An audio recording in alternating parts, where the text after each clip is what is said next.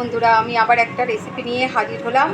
আজকে আপনাদের করে দেখাবো অষ্টমীর ফুলকপি রসা। এখন পুজো চলছে, দুর্গা পুজো, সেই জন্য অষ্টমীর দিন লুচির সাথে খাওয়ার জন্য ফুলকপি রসা খুব ভালো যায়, সেটাই আপনাদের সাথে শেয়ার করব।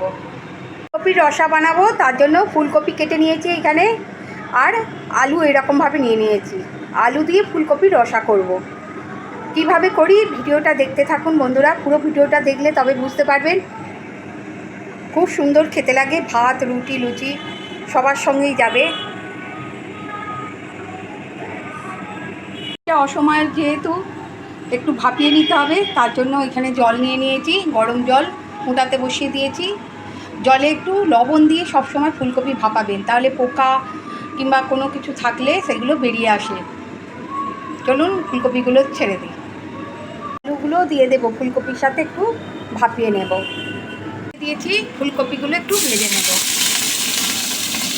সিদ্ধ করে নিয়েছি হালকাভাবে, বেশি সিদ্ধ হলে গলে যাবে, আবার ভাজা যাবে না।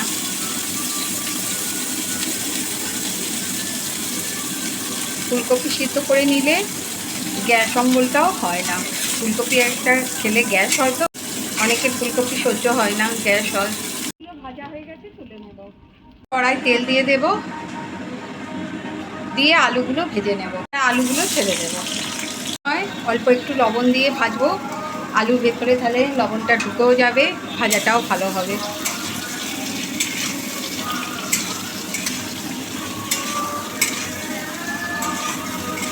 আমি যে পদ্ধতিতে রান্নাটা করছি সেই পদ্ধতিতে রান্নাটা করবেন, খুব সুন্দর খেতে হয় এই ফুলকপির রসাটা। আমার মেয়েরা খুব পছন্দ করে। ভাজা হয়ে গেছে, এবার তুলে নেব। কড়াই তেল দিয়ে দেব, তেল আর বাটার মিশিয়ে দেব কড়াই। গোটা গরম মশলা, তেজপাতা আর জিরে আছে, ফোড়নে দেবো। একটা টমেটো কুচি দিয়ে দেবো। হয়ে গেছে, এবার দিয়ে দেব আদা, জিরে, ধনে পেস্ট 1.5 চামচের মতো। এখানে 1 চামচ হলুদ, 1/2 চামচ কাশ্মীরি লঙ্কা গুঁড়ো আর একটু কাসুরি মেথি নিয়েছি, সেগুলো দিয়ে দেব। একসঙ্গেই কষবো। আমি কাসুরি মেথি লাস্টে দিই না, কষার সময় দিই, তাতে টেস্টটা আরও ভালো লাগে। মশলাগুলো একটু কষা কষা হয়ে গেছে, এবার এখানে কাজু, চালমগজ বাটা আছে, দিয়ে দেব। জন্য 1 চামচ চিনি দেব। চিনিটা দিলে খেতে ভালো লাগে, একটু টেস্টটা আরও বেড়ে যায়। ভালো করে কষে নিতে হবে যতক্ষণ না তেল ছাড়ছে মশলা দিয়ে। আর ফুলকপি সিদ্ধ করার সময় নুন দিয়েছি, আলু ভাজার সময় নুন দিয়েছি। এবার অল্প নুন দেব দেখে, কারণ নুনটা বেশি হয়ে গেলে ভালো লাগবে না খেতে। তো কাঁচা লঙ্কা দিয়ে দেব। আপনারা বেশি ঝাল খেলে বেশি দেবেন, আমি দুটোই দেব, কারণ ঝাল আমাদের বাড়িতে খুব কম খায়। হয়ে গেছে, এবার ফুলকপি আলুগুলো দিয়ে একটু কষে নেব।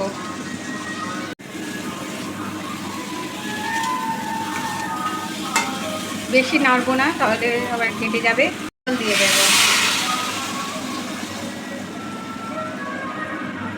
দেব, 5 মিনিটের মতো। 5 মিনিটের পর ফিরে আসছি। একটু গরম মশলা দিয়ে দেব, ধনেপাতা ছড়িয়ে নামিয়ে নেব। ফুলকপির রসা রেডি হয়ে গেছে, এবার নামিয়ে নেব। ফুলকপির রসা পরিবেশনের জন্য রেডি হয়ে গেছে।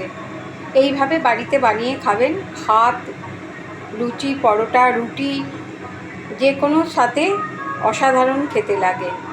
আর আমার এই রেসিপিটা ভালো লাগলে লাইক, কমেন্টস করতে ভুলবেন না। সাবস্ক্রাইব করে দেবেন, পাশে থাকবেন, আমিও পাশে আছি। সবাই পুজোটা ভালো কাটুক, খুব ভালো থাকবেন।